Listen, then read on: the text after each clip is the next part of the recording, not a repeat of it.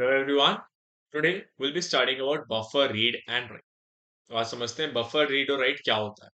तो हमने simple read और राइट फंक्शन समझे फाइल हैंडलिंग के अंदर. बट ये बफर टर्म क्या आया? So buffer term, if you go with the definition, so buffering in file handling is a technique where data is stored in a temporary buffer before being read from or write to a file, which means जहां पे आप buffer एक temporary space है. Okay, ये automatically manage होता है Python के through. But अगर हम समझे कि ये बफर है क्या, सो एक बफर एक टेम्परेरी स्पेस है जो कि जब भी आपको रीड एंड राइट करते हैं या फाइल हैंडलिंग को हम यूज क्यों कर रहे थे, सो दैट आप डेटा को परमानेंटली एक हार्ड ड्राइव में स्टोर कर सको, एक फिजिकल डेस्क में स्टोर कर सको. बट वही बफर क्या कर रहा है? Before saving it to final physical desk, there is a space in between जहां पे वो बफर हो रहा है. कि आपने सपोज एक फाइल को रीड करना है, तो उससे पहले क्या होगा? वो फिजिकल स्पेस में से एक फिजिकल फाइल में से एक फाइल को पिक करेगा पाइथन. उस फाइल को पिक करेगा, उसको बफर के अंदर रीड करेगा, देन फाइनली आपको आउटपुट देगा. सिमिलरली जब आप राइट करोगे, किसी फाइल को राइट करोगे, एक नया फाइल बनाओगे, उस टाइम पे भी वही सेम होगा कि पहले वो फाइल को राइट करेगा. जब वो फाइल का ऑपरेशन पूरा कंप्लीट हो जाएगा, जब वो राइटिंग का ऑपरेशन कंप्लीट हो जाएगा, तब तक वो डेटा सिर्फ आपके बफर स्पेस में स्टोर होगा. तब तक वो फिजिकल स्पेस में नहीं जाएगा. तब तक वो सिर्फ एक टेम्परेरी वर्चुअल स्पेस में स्टोर होगा. जब वो ऑपरेशन कंप्लीट हो जाएगा, उसके बाद ही वो सिर्फ हमारे फिजिकल डिस्क में जाता है. उसको हम बोलते हैं बफर रीड एंड राइट. कि वो एक बफर का यूनिट, एक स्पेस जहां पे वो एक टेम्परेली स्टोर हो रहा है. अब इसको वैसे तो ये ऑटोमेटिकली हो जाता है, बट इसको समझते हैं हम कैसे इसको मैनेज कर सकते हैं. तो इसके अंदर बेसिकली तीन ऑपरेशन होते हैं, which is zero, one and any number. Zero means unbuffered, कि जहां पे आप बफरिंग नहीं करवाना चाहते. देन बफर्ड, कि अगर आप बफर वन करते हो, विच मींस कि आपको लाइन बाय लाइन बफर करना है, आपको पूरे डेटा के बजाय लाइन बाय लाइन बफर करना है. और अगर आप एक साइज प्रोवाइड करते हो, कि सपोज 1000, विच मीन 1000 बाइट्स, तो वो उतने मेमोरी का बफर रखेगा. उस स्पेस में उतना ही मेमोरी स्टोर होगा, उतना बफर में जाएगा. वंस वो यूज हो गया, देन वो फाइनली फिजिकल में चला जाएगा. तो उसे हम बोलते हैं बफरिंग. तो इसको देखते हैं कैसे यूज कर सकते हैं. Let's see. सो सिंपल वही सेम ऑपरेशन लिखते हैं. To write a file, so write with open. So पहले एक राइट ऑपरेशन लगाते हैं. सो सपोज हम बनाते हैं एक, again, testing file, testing dot T x T. यहाँ पे हम ऑपरेशन लेंगे राइट. और अब हम एक बफर साइज भी देंगे इसको, एक बफरिंग का साइज भी देंगे. Buffering equal to suppose 2048, which is almost 2 KBs, या 200, 2000, 2048 बाइट्स एज फाइल. अब क्या करेंगे हम इसको? We can just simply store it like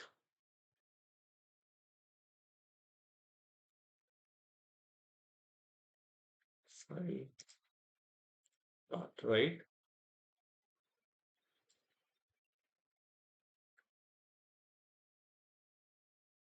इसके अंदर कोई डेटा जाएगा. Now data can be anything. This is some random data. Let's add it simply.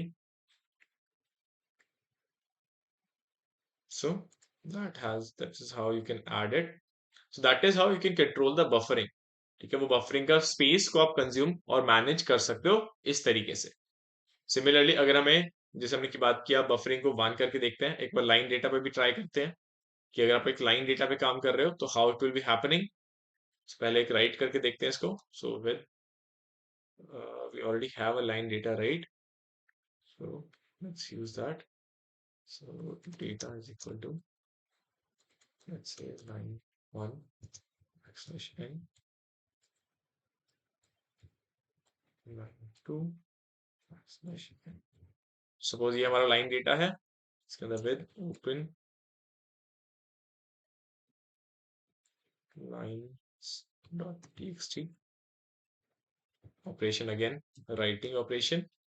अब बफरिंग हम यूज करेंगे as buffering equal to 1. Buffering we gonna use equal to 1 which means कि हम line पे बफर कर रहे हैं, बाय लाइन वो बफर होगा. It will not be restricted to the memory but it will be restricted to the line, कि एक लाइन को बफर किया, टेम्परेरी स्पेस में डाला and then finally physically write कर दी. So file dot write lines. Similarly, we'll pass the data only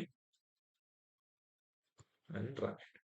So the file has been executed and you got the final file with the buffered space. So अगर हम इसको read करना है, so obviously फिर से देखते हैं.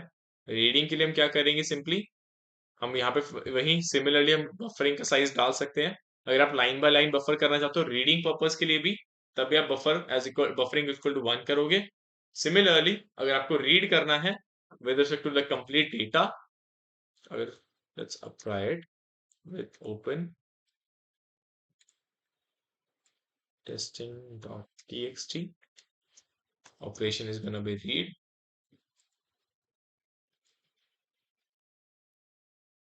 Buffering, now you can pass it as a space also, like suppose 1024 as file.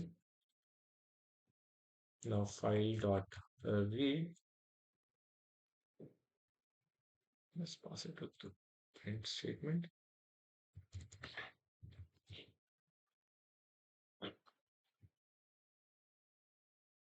So वो सेम डेटा हमने जो यहाँ पे ऐड किया था वैसे हम उसको प्रिंट करवा पा रहे हैं. So ये होता है बफरिंग साइज देकर आप उसको रीड कर सकते हो. सिमिलरली एक बफरिंग का इंपॉर्टेंट फंक्शन आता है विच इज फ्लश. ना समझते हैं कि फ्लश में क्या हो रहा है. So if you are performing this kind of read और write operation, let's use it in this one. तो जब आप एक रीड राइट ऑपरेशन लगा रहे हो और उसके बाद आप बोलते हो file dot flush, that means कि जैसे ही ये फाइल ये राइट हुआ, just flush it into the physical memory. Just flush it into the physical memory. We are not keeping it in a buffer space. हम क्या कर रहे हैं, उसको बफर स्पेस में नहीं रख रहे हैं.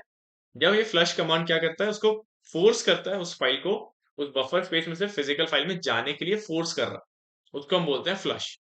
तो जब आपको एक फाइल को like if you want to store a file permanently into the drive instantly, जब आपको एक फाइल को परमानेंटली फिजिकल ड्राइव में स्टोर करना है और इंस्टेंटली करना, कि आपको ना पता है कि नेक्स्ट फाइल्स आ रहे हैं, रेगुलरली बन रहे हैं फटाफट फटाफट, तब क्या कर सकते हो, आप एक फ्लश कमांड डाल सकते हो सो दैट वो फटाफट फिजिकल ड्राइव में भी स्टोर हो, वो बफर में ना रहे. ठीक है. प्रॉब्लम क्या हो सकता है कि सपोज एकदम से पावर कट हो जाए, तो क्या होगा कि वो बफर में है तो वो डिलीट हो जाएगा डेटा. तो फ्लश से क्या बेनिफिट मिल रहा है कि जैसे ही वो फ्लश होगा वो ऑटोमेटिकली फिजिकल ड्राइव में चला जाएगा. That is the benefit of using this flush in this particular filing system or file handling. That is what we have about the buffering file or buffered read and write. क्या buffering का क्या use है read और write operation में, buffering क्या है. That is all about the buffer read and write. Thank you. That's all for today.